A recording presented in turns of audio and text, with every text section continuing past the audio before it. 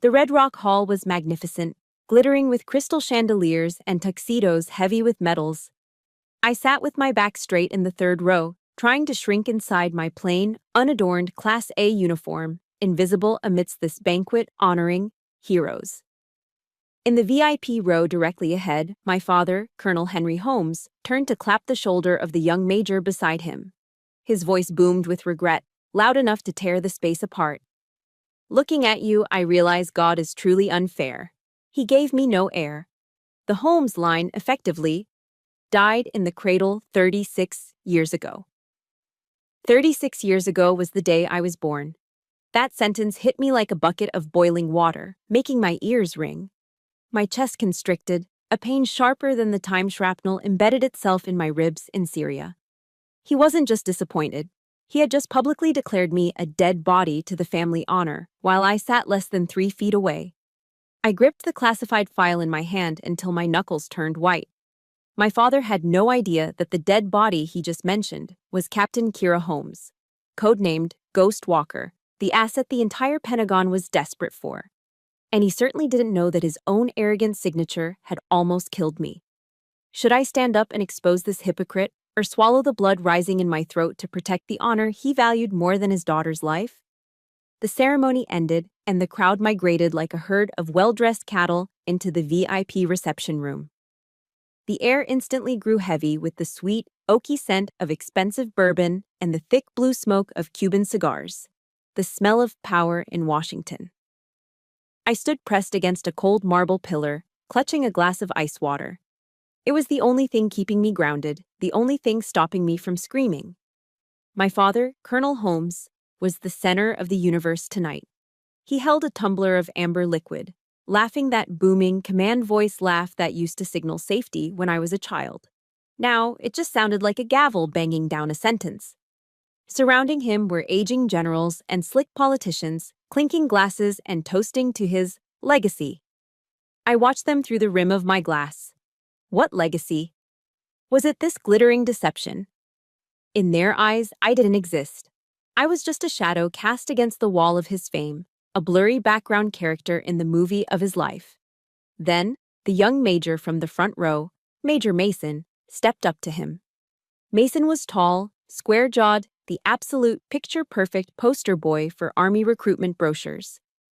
My father threw an arm around Mason's shoulders, squeezing him with a warmth, a physical affection that I had not felt in 36 years. Everyone, my father's voice projected, silencing the immediate circle. This is Mason. If I could clone a warrior, he would look exactly like this. The boy just got back from Kandahar with a silver star. The crowd oohed and awed in admiration. Mason smiled, a humble, practiced expression.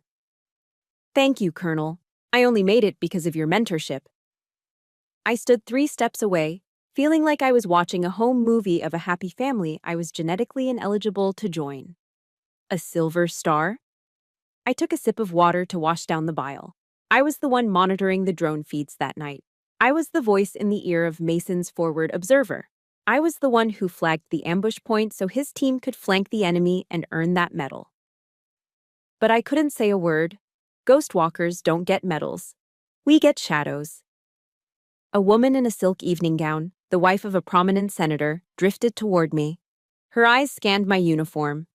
It was a standard Army Class A, but unlike the peacocks around us, my chest was bare. No ribbons, no medals.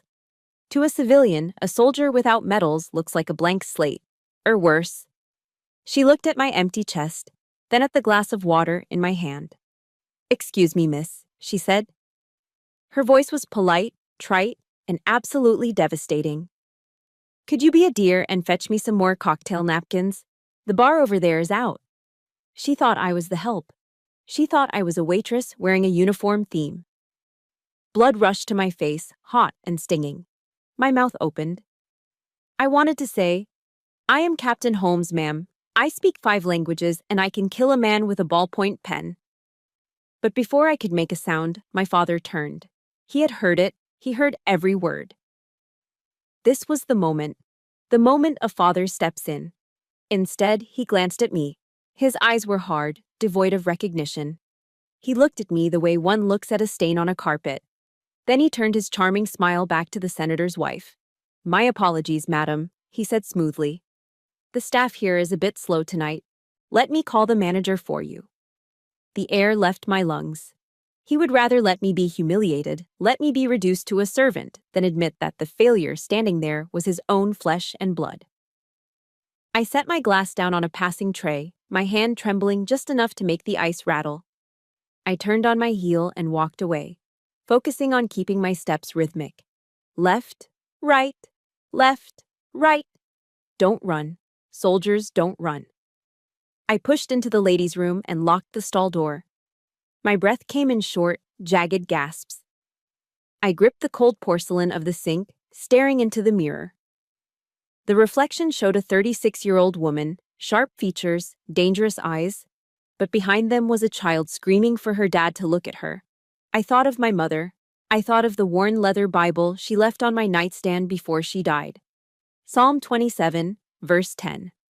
I whispered it to the mirror like a tactical command. "When my father and my mother forsake me, then the Lord will take me up." I repeated it, again and again, until the shaking in my hands stopped. I would not cry. Tears were what my father despised most. He called them liquid weakness. I turned on the faucet, splashing freezing cold water onto my face. The shock of the cold hit my skin, sharp and biting. It felt like the rain. As the water dripped from my chin, the luxury of the hotel bathroom faded. The cold took me back to a different time, a different house where the air was always frigid and love was something you had to earn, like a merit badge. I wiped my face. I wasn't his daughter anymore. I was a ghost. And he was about to learn that ghosts are the only things you can't kill. The shock of the freezing water in the hotel bathroom faded, replaced by a much older, deeper chill. It was the damp cold of a rainy night in Virginia, 24 years ago. When I was 12 years old, our house in the suburbs of Virginia did not look like the other houses on the block.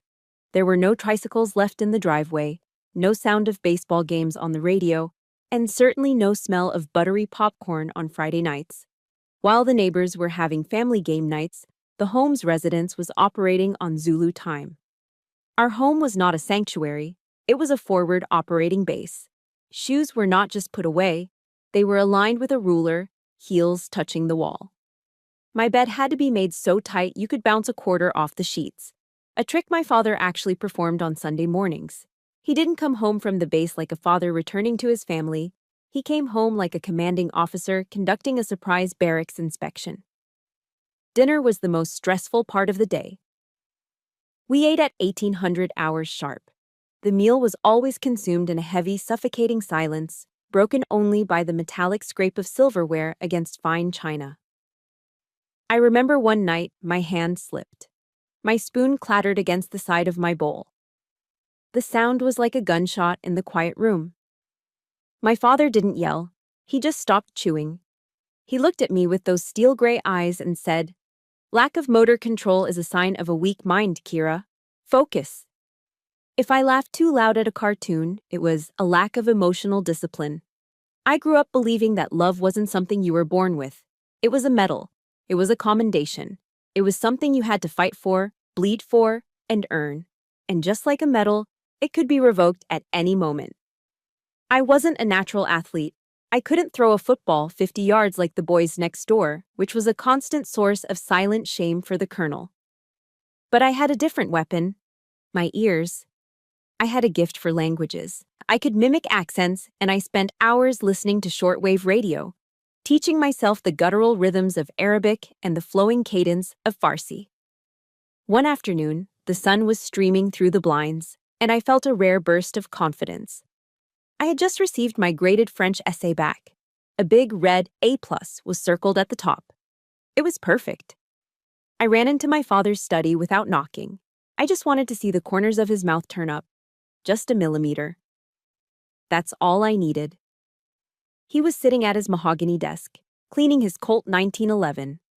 The smell of gun oil and solvent hung thick in the air, the perfume of my childhood. He didn't look up as he wiped the slide with a rag. "Look, Dad," I said, holding out the paper. "I got the highest grade in the class." He glanced at the paper, then at me. His expression didn't change. French, he scoffed. The language of those who surrender. He reached for his silver Zippo lighter. Clink, whoosh. The flame danced in the dim light. He took the corner of my essay, my perfect A+, and held it to the flame. I stood frozen, watching the fire curl the paper, turning my hard work into black ash that floated down onto his pristine carpet. Learn to shoot, Kira, he said, blowing out the lighter. Words don't stop bullets. That was the day I stopped trying to impress him with who I was and started trying to become who he wanted. 6 years later, at the age of 18, I did the unthinkable. I applied to the United States Military Academy at West Point. Not because I loved the Army. I hated the uniform. I hated the rules. But West Point was his cathedral. It was the Holy Land. I thought, if I wear that gray uniform, he will have to see me. The day the acceptance letter arrived, I placed it ceremoniously on the dinner table, right next to his medium-rare steak. My heart was hammering against my ribs like a trapped bird. I watched him pick up the envelope. He read it. Once. Twice. I held my breath. This is it, I thought. This is the moment he smiles. He dropped the letter back onto the table. No smile, no congratulations. He picked up his steak knife and cut a precise square of meat. Did they lower the admission standards again? He asked, chewing slowly. Or do they just need more people to handle the clerical work? The comment cut deeper than any knife. He didn't believe I was capable. He believed I was a statistical error, a glitch in the admissions system. He thought I was destined to be a secretary in camouflage. That night, the sky opened up. It rained hard, a relentless Virginia downpour that turned the world gray. I packed my duffel bag. I didn't say goodbye to my mother. She was already asleep, or pretending to be. I walked to the front door. My father was in the living room, watching the war news on CNN. The blue light of the television flickered on his face. He knew I was leaving for the academy. He didn't turn his head. He didn't get up. He sat there, solid and immovable as a monument. I stood on the porch, the rain instantly soaking my clothes.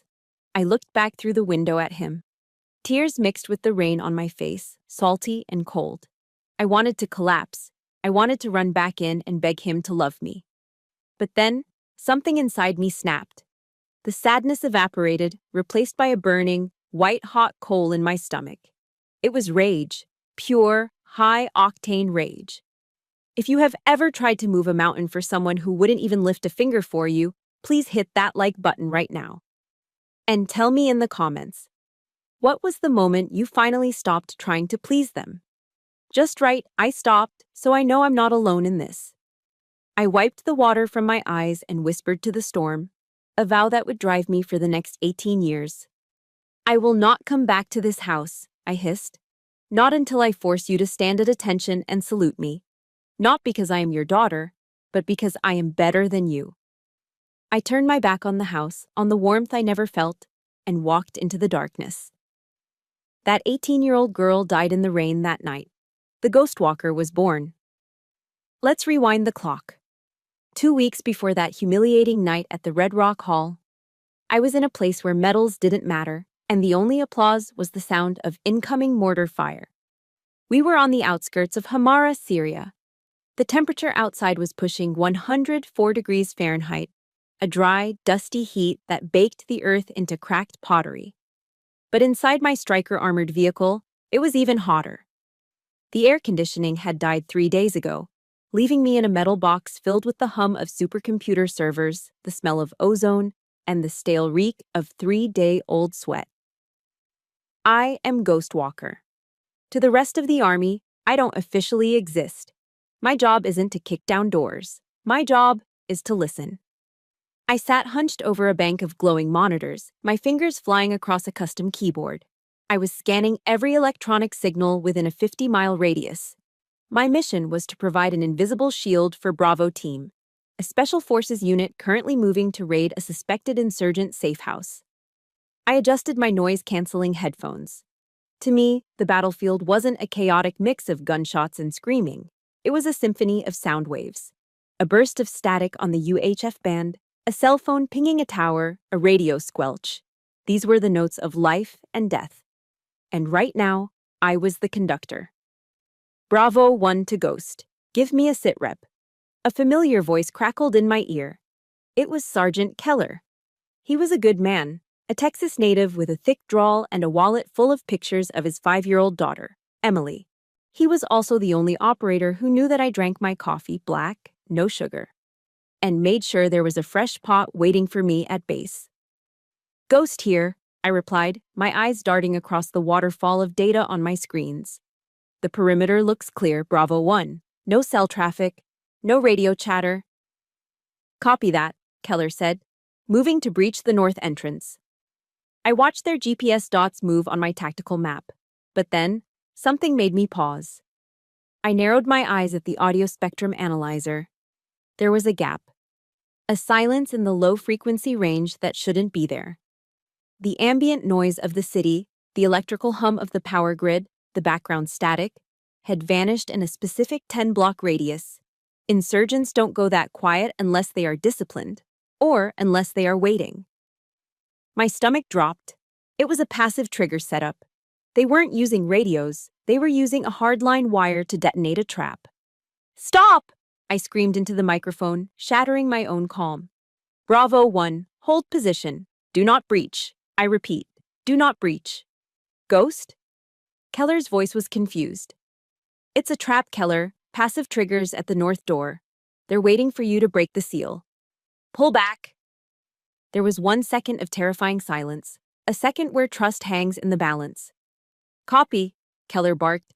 Team, peel back. Go to the east wall. Now. The GPS dots scrambled away from the building. 3 seconds later, boom.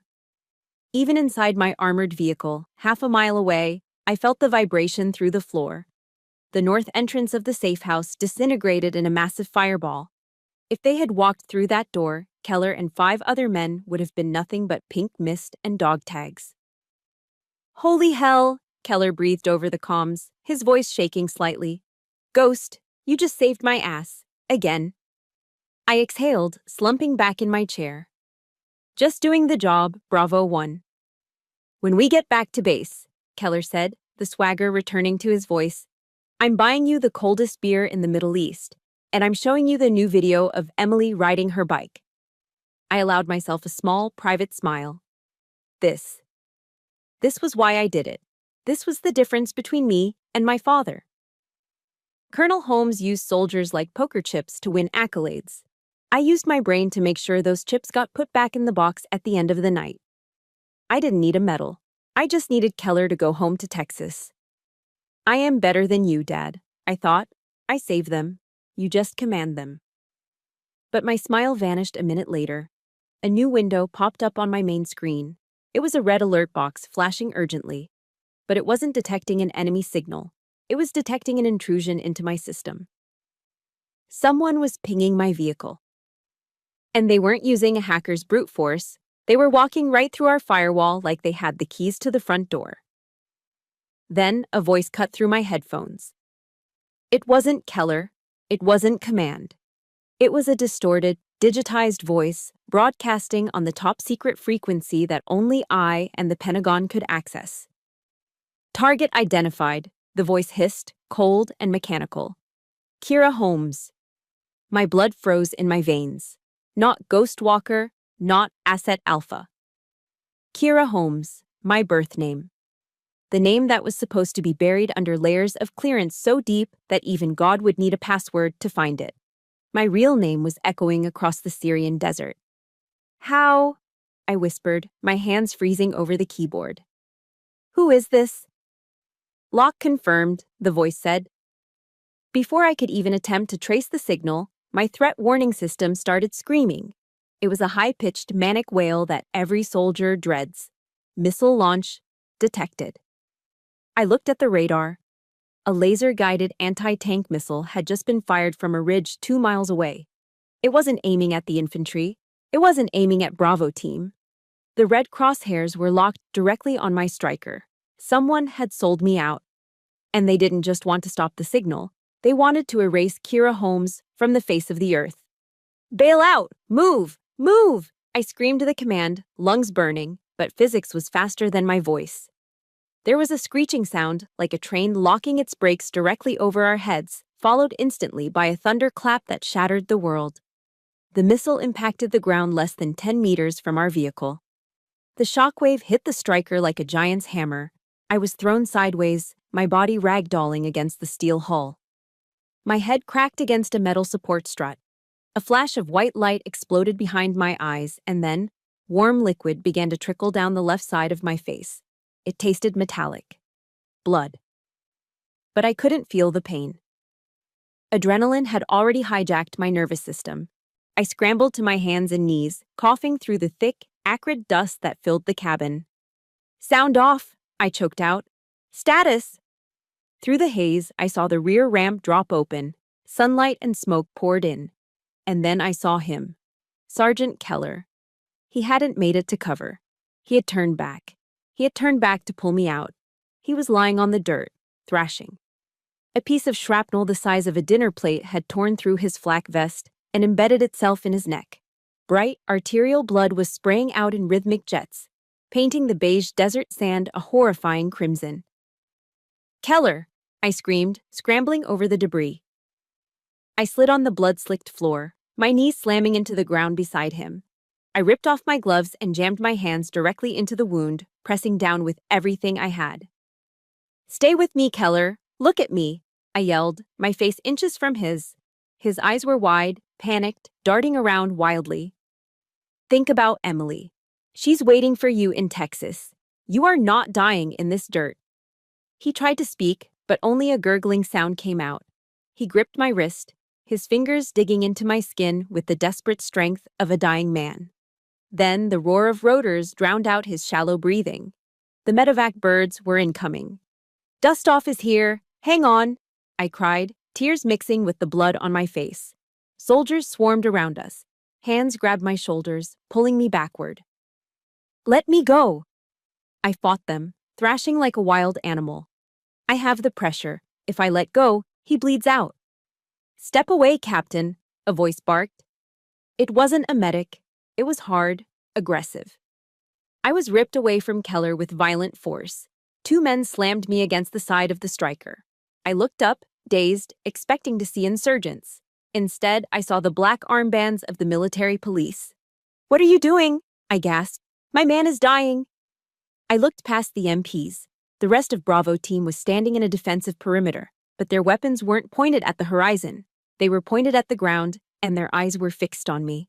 There was no concern in their faces, only cold, hard hatred. "Why was your name on their channel, Holmes?" One of the corporals shouted, his voice cracking with rage. He gestured to where the medics were loading Keller's limp body onto a stretcher. "You sold us out, didn't you? How much did they pay you?"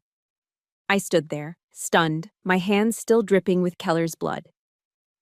The accusation hit me harder than the concussion grenade. "No," I stammered, my voice sounding small and weak in the open desert. "I didn't. It was a hack."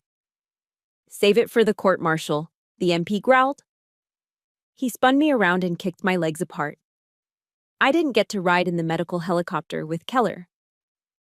I watched the Red Cross-marked Blackhawk lift off, carrying the only friend I had, carrying him away to surgery that might be too late. Instead, I was shoved into the back of a transport helo. The MP didn't use standard metal handcuffs. He used heavy-duty plastic zip ties. He cinched them behind my back so tight I felt the plastic bite into my wrists, cutting off the circulation. Nobody offered me a bandage for the gash on my head. I sat on the cold metal bench, vibrating with the engine, watching the Syrian landscape recede below. I was a captain in the United States Army. I was the daughter of Colonel Henry Holmes. I was a graduate of West Point.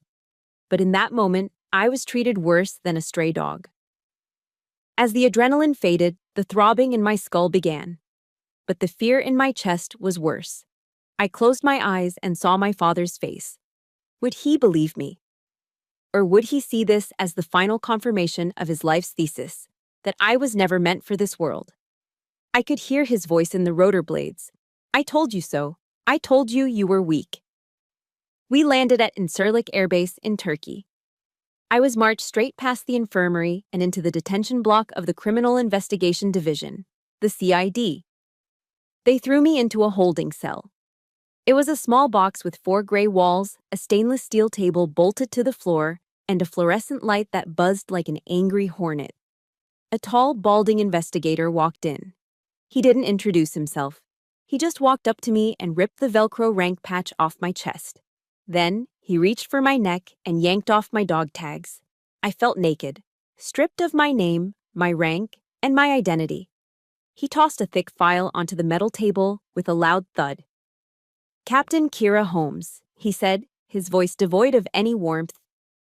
"You are facing charges of treason, espionage, and aiding the enemy. And if Sergeant Keller dies on that operating table, we are adding manslaughter to the list." He leaned in close, invading my personal space. I could smell the stale coffee on his breath. "You disgrace that uniform," he whispered.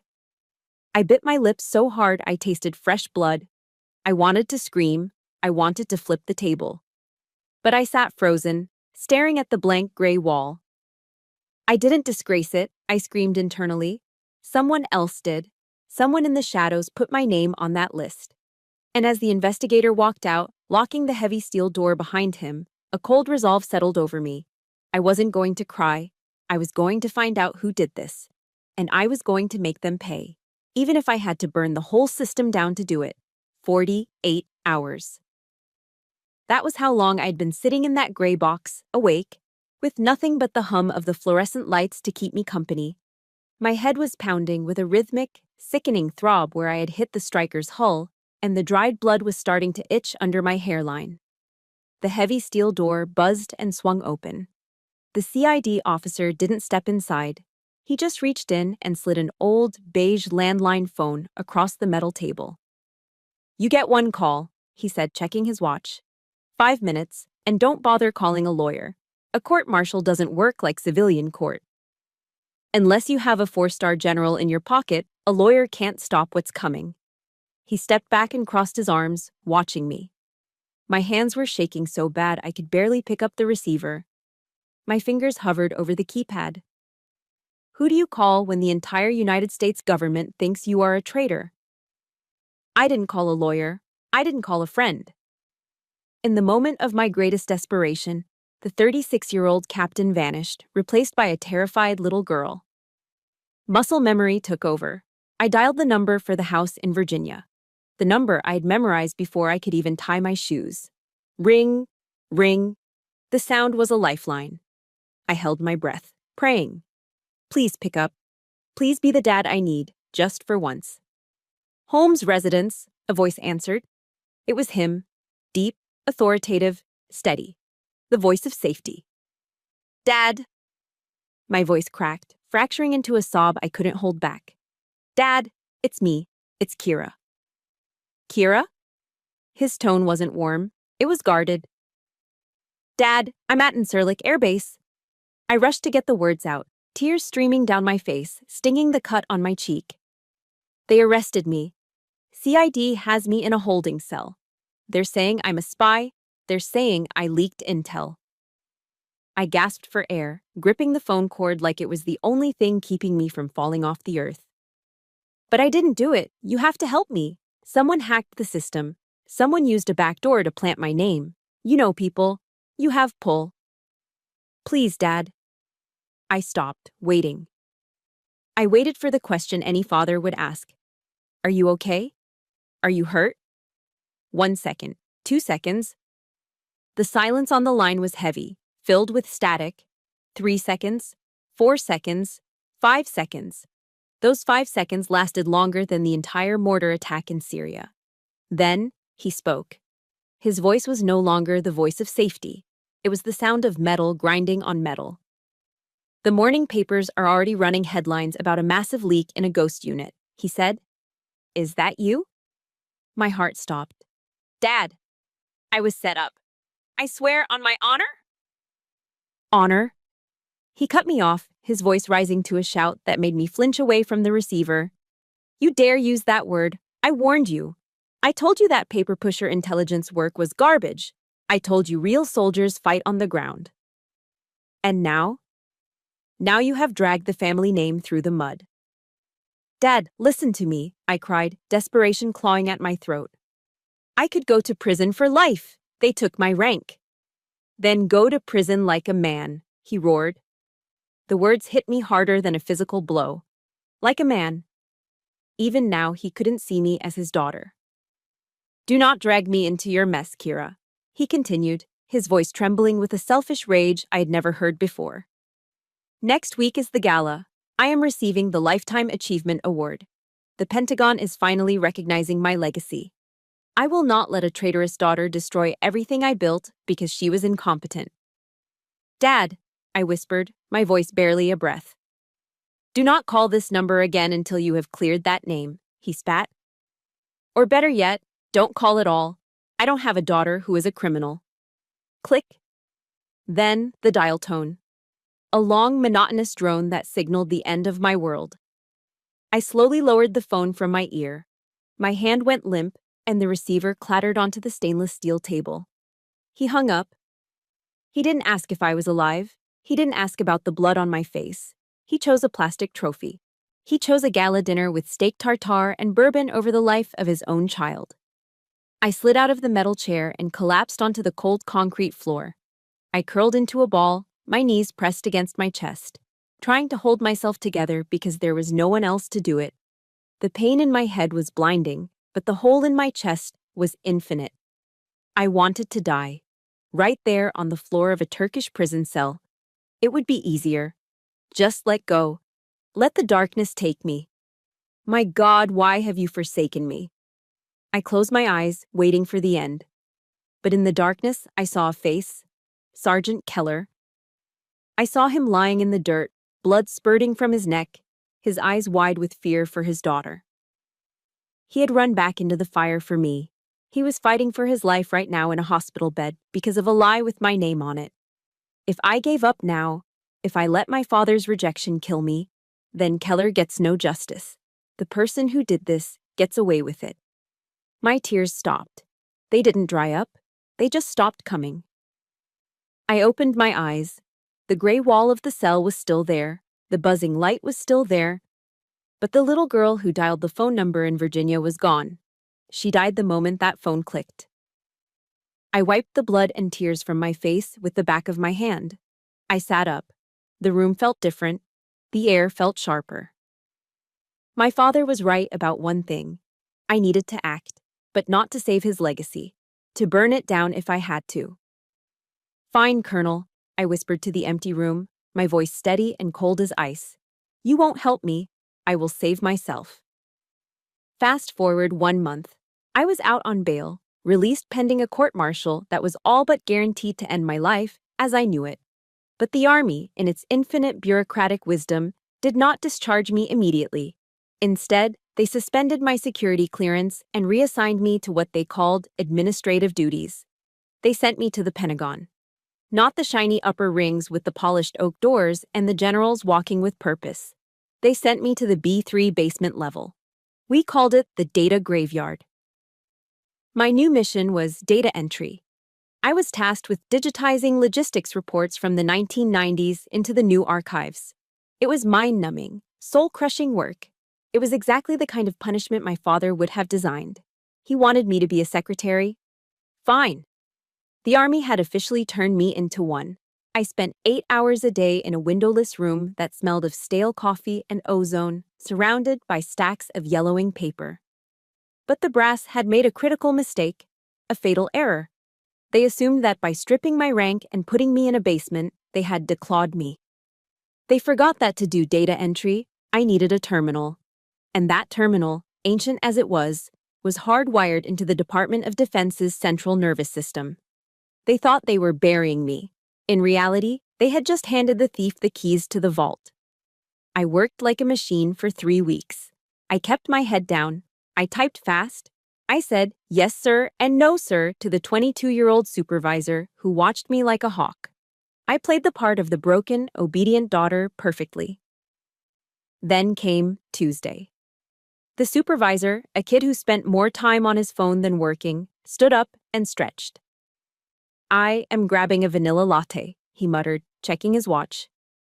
Don't touch anything you are not supposed to, Holmes. Wouldn't dream of it, I said, not looking up from my typing. The moment the heavy door clicked shut, my demeanor changed. The obedient secretary vanished. Ghostwalker returned. I didn't try to hack the firewall. Hacking leaves fingerprints, it triggers alarms. Instead, I minimized the data entry window and pulled up a command line interface. It was a simple black box with a blinking white cursor. I used my low-level clearance to take a walk. I wasn't breaking in. I was just looking through the windows of the system logs. I navigated through terabytes of data, searching for a specific timestamp. 2 weeks ago. 1400 hours, Syrian time. 3 minutes before the missile hit my striker. I typed in the search query and hit enter. The screen scrolled dizzily with lines of code, and then it stopped. There it was.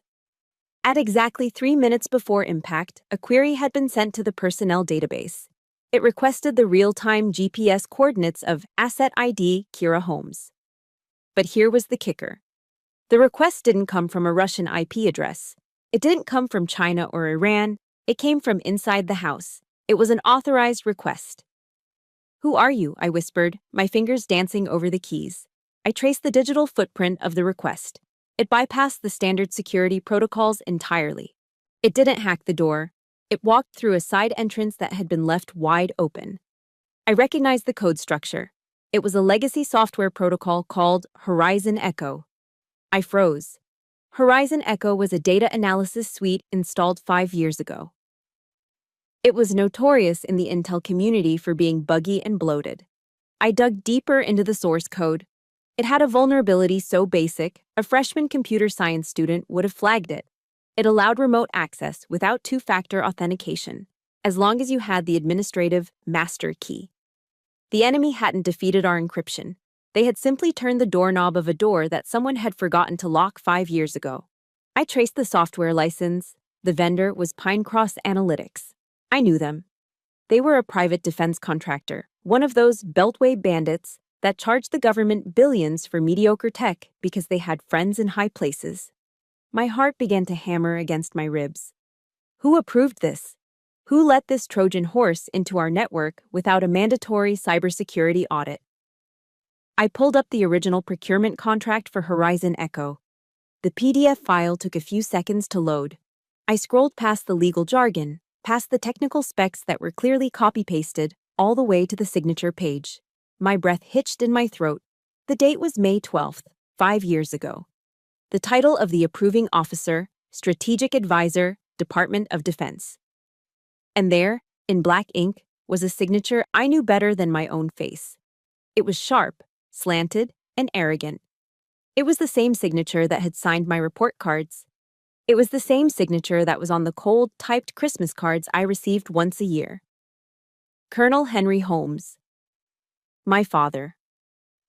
I stared at the screen, the white pixels burning into my retinas. He wasn't the spy.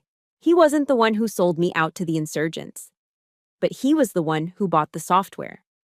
He was the one who, in his arrogance and refusal to understand technical jargon, had signed a contract for a faulty system because he was friends with the contractor.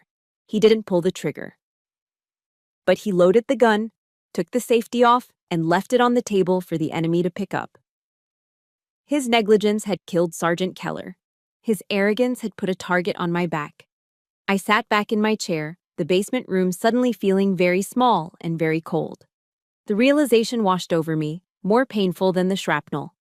My father hadn't just rejected me, his ego had almost murdered me.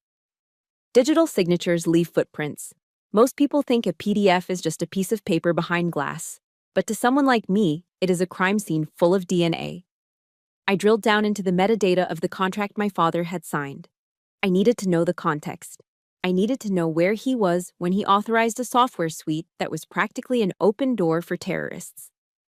The system logged the IP address and the geolocation of the device used to apply the electronic signature. It wasn't signed at the Pentagon. It wasn't signed at his home office in Virginia. The geolocation pin dropped on a map of West Virginia, specifically the Greenbrier. For those who don't know, the Greenbrier is a luxury resort. It is where the Washington elite, senators, lobbyists, and generals go to play golf, drink aged whiskey, and make handshake deals that change the course of history. I looked at the timestamp. May 12th, 5 years ago. 2 o'clock in the afternoon. My stomach turned over. I froze, staring at the date. May 12th. That was my 30th birthday. I remembered that day vividly. I was stationed at Fort Bragg. I had sat by my phone all evening, waiting. Just waiting. I didn't want a gift. I didn't want a card. I just wanted my dad to call and say, "Happy birthday, kid." He never called. Now I knew why. At the exact moment I was blowing out a candle on a lonely cupcake in North Carolina, my father was sitting on a clubhouse terrace, probably nursing a glass of scotch, laughing with the CEO of Pine Cross Analytics. He was too busy being a big man to remember his daughter existed. And in that moment of distraction, amidst the clinking of glasses and the smell of expensive tobacco, he had casually signed a contract worth $50 million without reading the safety annex. He traded $50 million of taxpayer money for a slap on the back and a good time. And 6 years later, that signature traded Sergeant Keller's blood and my honor for a glitch he couldn't be bothered to understand. I dug further. I found an archived email attached to the contract approval. It was sent from my father's BlackBerry. God, he loved that outdated thing, to Bob, the CEO of Pine Cross. The message was short. It was the smoking gun. Approved. Just get it installed, Bob. And don't bother me with that tech mumbo-jumbo in the appendix. I trust you. Tech mumbo-jumbo. He called the encryption protocols that keep soldiers alive mumbo-jumbo. Rage, hot and violent, erupted in my chest. It was different from the sadness I felt in the prison cell. This was pure fury. He always mocked me. He called me a desk jockey. He called my work paper pushing. He claimed that real warriors held rifles, not keyboards. But here was the truth, staring me in the face. The real warrior was too lazy to do his job. He didn't kill men with a gun. He killed them with his intellectual arrogance. He killed them because he thought he was too important to read the fine print. I printed the contract. I printed the email. 3 sheets of paper. They felt light in my hand, but they had the weight of a guillotine blade. I sat there in the basement, the hum of the servers surrounding me. I faced the ultimate dilemma. If I filed this report, Colonel Henry Holmes was finished. The Lifetime Achievement Award? Gone. His pension? Stripped. He would be investigated, humiliated, and discharged in disgrace. The legacy he cherished more than his own family would be pulverized into dust. I looked at my cell phone, sitting on the desk.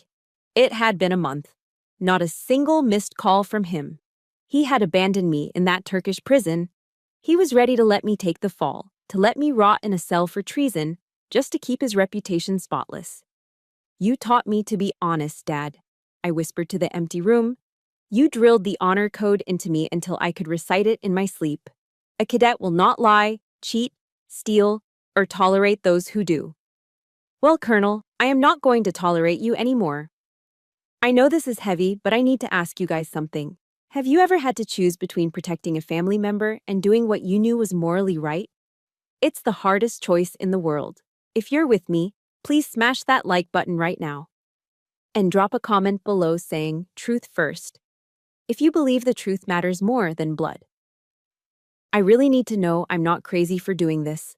I didn't file the complaint under my own name. If I did, the narrative would be spun. They would say I was a bitter, estranged daughter seeking revenge. They would say I was acting out of spite because he cut me off. I needed to be objective. I needed to be a ghost. I drafted a report. It was 8 pages long, no emotion, no sob story about my birthday, just raw data. The intrusion logs, the vulnerability analysis of the Horizon Echo software, and finally, the chain of custody for the approval. The contract signed at the Greenbrier, and the email dismissing the security protocols. I scrutinized the final page. Where a signature was required, I typed a pseudonym. Reporting Officer A. Marsh. It was a little play on words. A Mars, the god of war? Or perhaps Anonymous Marshal, the silent enforcer. I opened the secure portal for the Department of Defense Inspector General. I added General Anders, the head of my unit, to the recipient list.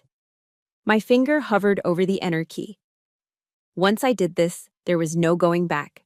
I was effectively executing my father's career. I was becoming the dead body he claimed I was. But then I thought of Keller's daughter in Texas. She deserved to know why her daddy almost didn't come home. I pressed send. The screen flashed. Message sent successfully. The bullet had left the chamber. It was traveling through the fiber optic cables at the speed of light. It couldn't be recalled. Now, all I had to do was wait for the impact. For 48 hours after I hit send on that email, the world did not end. In fact, it was terrifyingly quiet. I expected the military police to kick down the door of the basement.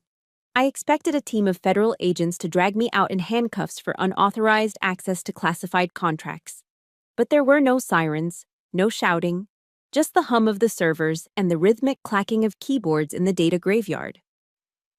I continued to show up for work at the Pentagon, sitting at my desk in the B3 basement level. But the atmosphere had shifted. It was subtle, like the drop in barometric pressure before a tornado. When I walked down the corridors to the restroom, conversations stopped. High-ranking officers, men with stars on their shoulders, would glance at me and then quickly look away, whispering behind their hands. The building knew. The rumors were circulating in the upper rings, leaking down through the ventilation shafts. A storm was forming, and I was standing right in the eye of it. I sat at my desk for lunch, unwrapping a dry ham sandwich I'd bought from the vending machine down the hall. It tasted like cardboard and preservatives. It was a pathetic meal, eaten in a windowless room. While upstairs, my father was likely enjoying a 3-martini lunch at the officers' club. But as I chewed the stale bread, I felt a strange lightness in my chest. The fear was gone. The desperation was gone. I had told the truth. Whatever happened next, I could sleep at night. Then, late Friday afternoon, the silence broke. A crisp, uniformed officer materialized at the entrance of my cubicle. He wasn't a military police officer. He was a captain, wearing the aiguillette of a general's aide-de-camp. "Captain Holmes," he said. I looked up, wiping crumbs from my mouth. I braced myself for the handcuffs. But his tone wasn't aggressive. It was respectful. There was even a hint of fear in his eyes, like he was standing next to a live grenade. "General Anders requests your presence at the Red Rock Hall tonight," he said. 1900 hours. My heart skipped a beat. "For what purpose, Captain?" "To conclude the investigation, ma'am." I stared at him. Red Rock Hall. Tonight was the gala. Tonight was the night my father was receiving his Lifetime Achievement Award. Why would General Anders want me there? Did they plan to arrest me publicly? Did they want to drag me on stage and force me to apologize to my father in front of the entire Washington elite to save his reputation? "I'll be there," I said, my voice steady. I went back to my apartment. It was a small, cramped studio in Arlington that I could barely afford. Since the investigation began, the government had frozen my bank accounts. My credit cards were dead plastic. I had $12 in my wallet and half a jar of peanut butter in the cupboard. I couldn't afford to take my dress uniform to the dry cleaners. I pulled my old Class A uniform out of the closet. It smelled faintly of mothballs. I set up the ironing board in the middle of the living room and plugged in my cheap plastic iron. Hiss. Swish. Hiss. The steam rose up, filling the small room with the smell of warm wool. The rhythmic motion took me back to my dorm room at West Point. I remembered standing there at 18, ironing my plebe uniform until the creases were sharp enough to cut skin. Duty, honor, country. Those 3 words were embroidered on the flag of my alma mater. My father loved to quote them in his speeches, but tonight I was going to live them. I put on the jacket. It fit perfectly, hugging my frame like a second skin. I looked at my reflection in the hallway mirror. My chest was bare. I didn't put on my ribbons. I didn't put on my unit citations. I didn't want any decorations. I wanted to walk into that hall naked, stripped of everything except my name and my rank. Just a soldier. I checked the time, 6:55 in the evening. I took a cab to the Red Rock Hall, using the last of my cash to pay the driver. I stood on the sidewalk, looking up at the imposing stone building. Through the heavy oak doors, I could hear the muffled sounds of a string quartet playing Mozart. I could hear the low rumble of polite laughter and the clinking of crystal glasses. It was my father's world, a world of handshakes, backroom deals, and fake smiles. A world where a signature on a golf course meant more than a soldier's life in the desert. I took a deep breath, filling my lungs with the cool evening air. The last time I was here, in the opening of this story, I was a victim. I was a daughter cowering in her chair, paralyzed by her father's words. Not tonight. I squared my shoulders. I adjusted my cover. I wasn't walking in there to beg for forgiveness. I was walking in there to deliver a verdict. I reached out and pushed the heavy doors open. The light from the chandeliers spilled out, blindingly bright. "The game is over, Colonel." I walked down the central aisle of the Red Rock Hall. The heavy oak doors swung shut behind me with a finality that echoed through the cavernous room, sealing me inside. I moved to the third row, the exact same spot where I had sat at the beginning of this nightmare, invisible and small. But the woman sitting there now was not the invisible daughter. On the stage, the ceremony was in full swing. My father was standing at the podium, basking in the golden glow of the spotlights. He looked magnificent in his dress blues, his chest heavy with rows of colorful ribbons and medals that caught the light. He was smiling, a practiced, charismatic smile, waiting for General Anders to pin the Lifetime Achievement Award on his lapel. Then his eyes flicked down. He saw me. The smile vanished instantly. His jaw tightened, and a flash of irritation sparked in his eyes. He made a subtle, sharp motion with his head. A silent command. "Get out." He thought I was there to cause a scene. He thought I was the disgraced criminal daughter coming to ruin his big night with my scandal. He turned back to General Anders, expecting the ceremony to continue, expecting the help to remove me. General Anders stepped up to the microphone. The room went quiet. The air conditioning hummed, a low drone beneath the silence. "Ladies and gentlemen," Anders said, his voice grave and amplified by the speakers. "We are here tonight to honor a legacy. But a legacy is not built on toasts or medals. It is protected by truth." The atmosphere in the room shifted. My father frowned, a flicker of confusion crossing his face. This wasn't the script. 2 weeks ago, Anders continued, his voice hardening, we almost lost an entire special forces team and a critical intelligence network in Syria, not because of enemy action, but because of a systemic failure here at home. Negligence. A murmur rippled through the crowd of senators and officers. My father stiffened, his posture rigid. He still didn't understand. But fortunately, Anders looked directly at my father, holding his gaze for a long, uncomfortable second before shifting his eyes to the third row. "We have an officer brave enough to find that flaw, even when it meant standing alone against the entire system. A soldier who operates in the shadows, who asks for no credit." He paused for effect. "I would like to invite Captain Kira Holmes, codename Ghostwalker, to the stage." The silence that followed was absolute. Then, a collective gasp swept through the room. I stood up. My legs felt heavy but steady. I smoothed the front of my unadorned Class A uniform. I stepped into the aisle. Click, click, click. The sound of my heels on the polished hardwood floor echoed like gunshots in the quiet hall. Time seemed to warp, slowing down into a cinematic crawl. Every face was turned toward me. Generals, senators, the Washington elite. They looked at my bare chest, my lack of ribbons, and then at my face. They saw the determination carved there. But I only saw one face. My father. As I climbed the stairs to the stage, I watched the color drain from his face. He looked at me with a mixture of horror and bewilderment. He didn't understand. Why was I the hero? Why was the dead body walking toward him? I stood next to him.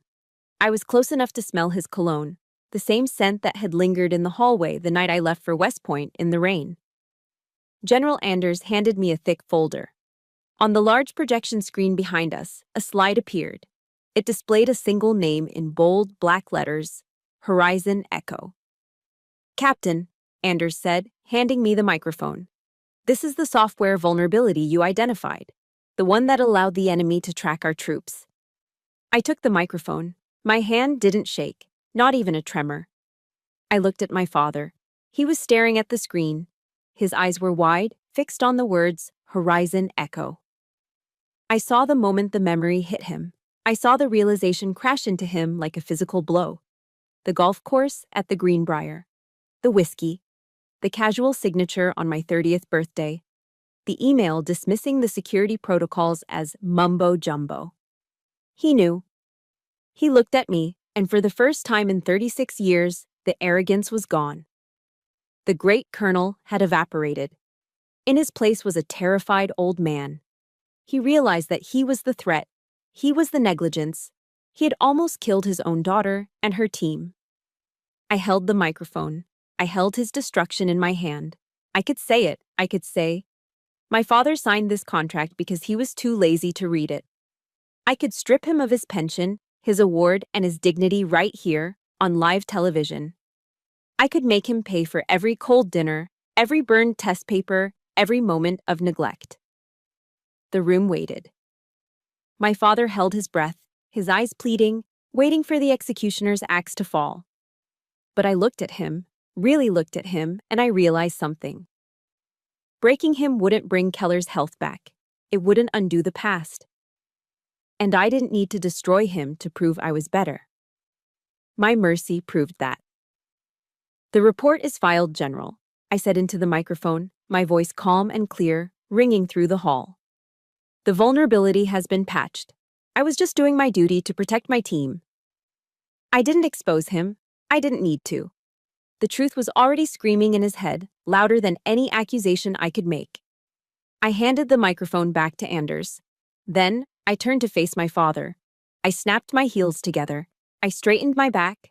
I looked him dead in the eye. My father stood there, trembling.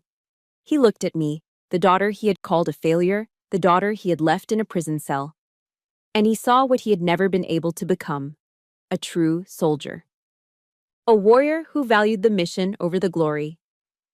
Slowly, painfully, his right hand began to rise. It wasn't the crisp, sharp salute of a commanding officer. It was shaky. His hand moved up to the brim of his cap. His eyes were swimming with tears. He held the salute, his fingers quivering against his temple. It was a salute of submission, a salute of apology, a salute of absolute respect from a subordinate to a superior. I held his gaze. I let the silence hang for a heartbeat, letting the weight of his acknowledgement sink into my soul. Then I raised my hand. Sharp. Precise. Perfect. I returned the salute. In that moment, the war between us ended. I hadn't just won the battle, I had won the peace. And as I lowered my hand, I knew I was finally free. The fallout happened fast, and it happened quietly. That is the Washington way. When a scandal is too big to fix, you bury it before the ink dries on the morning papers. The next morning, the headlines didn't scream about treason or faulty software. They didn't mention Horizon Echo or the near miss in Syria. Instead, a short, dignified press release was issued by the Department of Defense. Colonel Henry Holmes voluntarily returns the Lifetime Achievement Award and resigns from all advisory positions due to declining health. Health reasons. It was the oldest euphemism in the Beltway playbook. It was the polite way of saying a man had fallen on his sword. I sat in General Anders's office reading the memo. I knew exactly what my father had done. If he had tried to fight the report, if he had tried to argue his case, the media would have started digging. They would have found the emails. They would have found the vulnerability. And eventually, they would have found me. They would have exposed the identity of Ghostwalker to the world. By resigning immediately, by taking the shame onto his own shoulders without a fight, he had killed the story. He had protected my anonymity. It was the first time in his life he had put the mission and his daughter's safety above his own ego. "He took the hit for you, Holmes," General Anders said, looking out the window. He knew if this went to trial, your cover would be blown. He chose silence. I nodded, a lump forming in my throat. It was the most fatherly thing he had ever done. My suspension was lifted immediately. My rank was not only restored, it was elevated. I walked out of that office as Major Kira Holmes, assigned to a new task force within the Intelligence Support Activity, the ISA. Life went back to normal, or at least a new version of it. But the silence from Virginia remained. 1 week later, I returned to my apartment in Arlington after a long shift. My mailbox was usually empty, filled only with junk flyers and bills. But today, there was a small brown package sitting inside. It was wrapped in plain paper. There was no return address, but I didn't need one. I recognized the handwriting on the label. It was sharp, slanted, and disciplined. My heart did a slow roll in my chest. I carried the package upstairs, my hands trembling slightly as I set it down on my kitchen counter. I cut the tape. Inside, nestled in a bed of packing peanuts, was a small velvet box. The red fabric was worn around the edges, faded by time and touch. I opened it.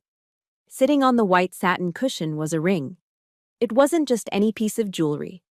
It was a massive chunk of 14-karat gold, set with a dark, polished stone. It was his West Point class ring, class of 1978. I gasped, the sound loud in the quiet apartment. I knew this ring. I knew it better than I knew the back of my own hand. My father wore it every single day. He used to tap it against the dinner table when he was thinking. He used to polish it every Sunday night while watching the news. He had told me once, when I was 10 years old, "This ring is the symbol of a true warrior, Kira. It represents the long gray line. I will be buried wearing this." And now, it was sitting on my counter. I looked for a note. I checked the box, turned it over, shook the packaging. There was no letter. There was no card saying, "I'm sorry," or "I love you," or "I was wrong." Men of Henry Holmes's generation didn't write apology letters. They didn't talk about their feelings. They dealt in symbols. Sending me this ring was louder than any scream. He was abdicating. He was surrendering his sword. By giving me the one object that defined his identity as a soldier, he was admitting the truth he couldn't speak. You are the better soldier. You are the one who deserves to carry the legacy. I picked it up. It was heavy, dense with the weight of history and expectation. I tried to put it on my ring finger, but it was far too large. It slid right off. It was a man's ring, made for a hand that had gripped rifles and signed treaties. So, I slid it onto my right thumb. It fit there, loose but secure. The gold was cold against my skin at first, but as I held it there, feeling the weight of it, the metal began to warm up. A strange sensation washed over me. For 36 years, I'd carried a burning ball of anger in my gut. I'd carried the resentment of a neglected child, the fury of an overlooked daughter. I thought I needed him to say the words. I thought I needed him to beg for forgiveness. But looking at that ring on my thumb, I realized the anger was gone.